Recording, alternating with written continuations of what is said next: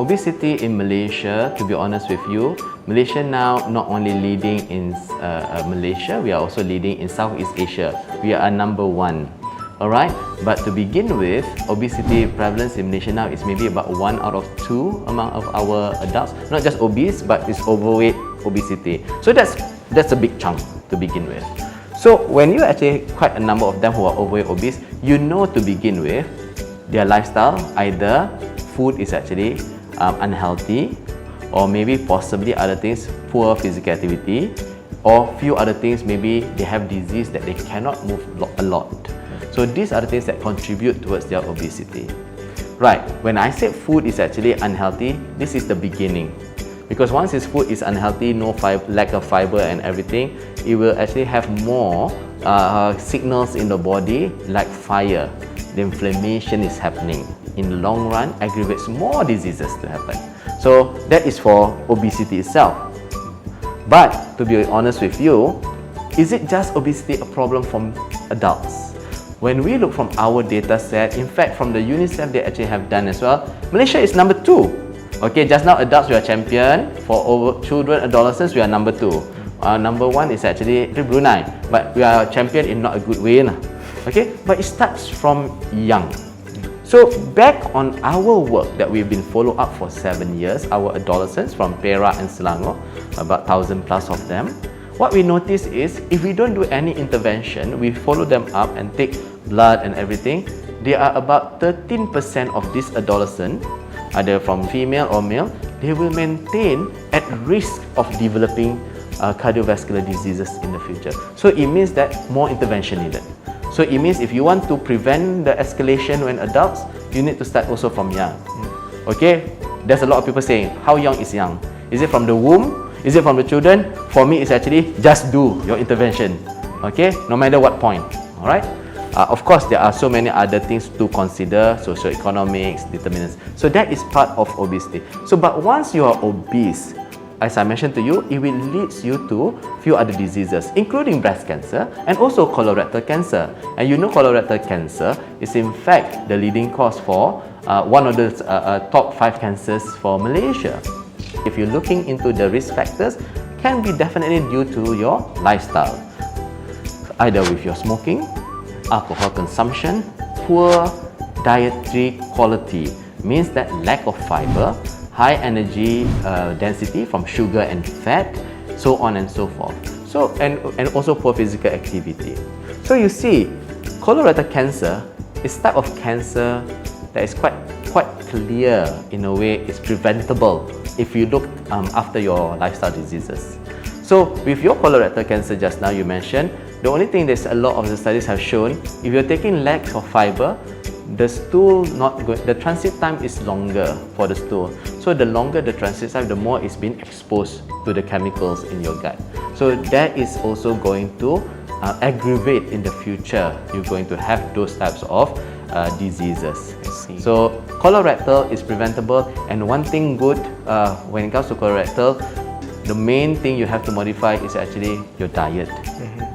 So I think it is very wise if the working in collaboration, not to forget people from those expertise, either from nutritionists or the dietitians, to come in to provide your input with that. For our colorectal cancer in Malaysia, it's not as high as other countries still. You are right, either processed food.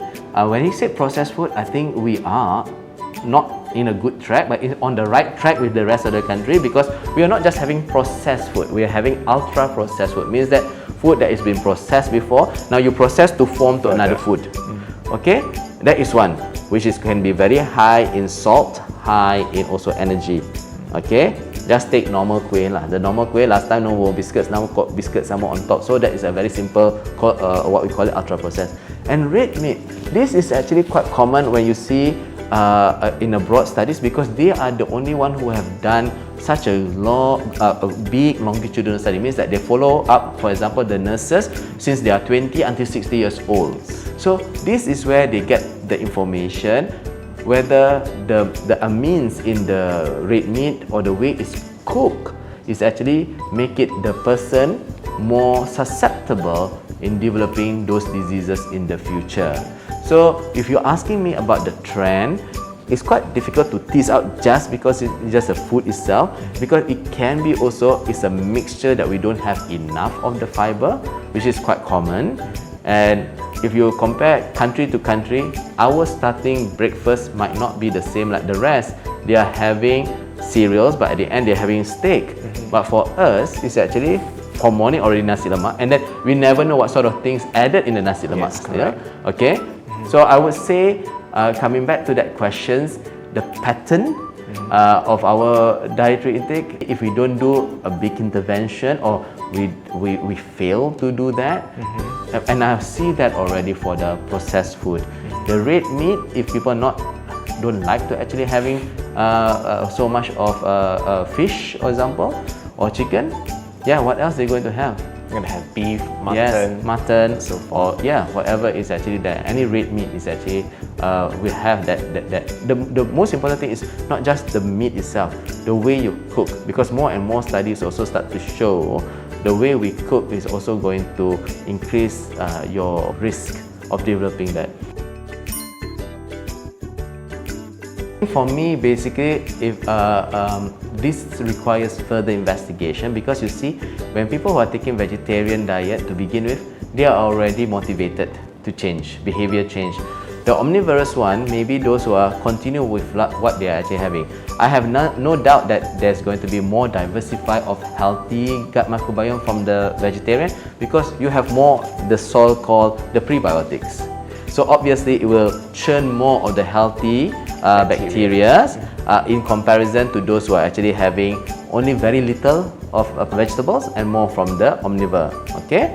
Because normally whenever we look into the studies, the vegetarian groups are normally, they have changed their lifestyle, they are very positive, they are also very active. Okay? So what would be good to actually, a good way to do is, we look into the studies of longitudinal from other countries, but we have our own Malaysian longitudinal. For Malaysia, we have only few for the time being. My Hearts and another one going to start with the teachers, and we want to see whether that is going to be the same. But coming back to your motion just now, looking to vegetarian and omnivorous, if they have a good diversity, the correct way of cooking, and lifestyle make some changes, then I think they will be the one who gain the benefits most. Okay. There's so many things if you want to improve for your health. Let's just talk about lifestyle itself. If you want to improve one thing at a time. If you want to change from your diet, you must make sure that if you're sticking to improve your diet, don't blame it if you don't lose weight. The last word for them, look into your body as a holistic. Not just the food, not just only what we call it, but it's a holistic, enough rest, physical activity, and so on. All these things that have been discussed today is the additional limelight and the benefits to it if you change it to a healthy diet. Okay, but for all the viewers, it's not a problem if you're going to take one small step at a time, because one step today, by this weekend, is going to be 7 steps. But if you're just not moving at all from now, you will never reach the 28 steps at the end of the month. Okay, so that's my take-home message for today. Biogreen.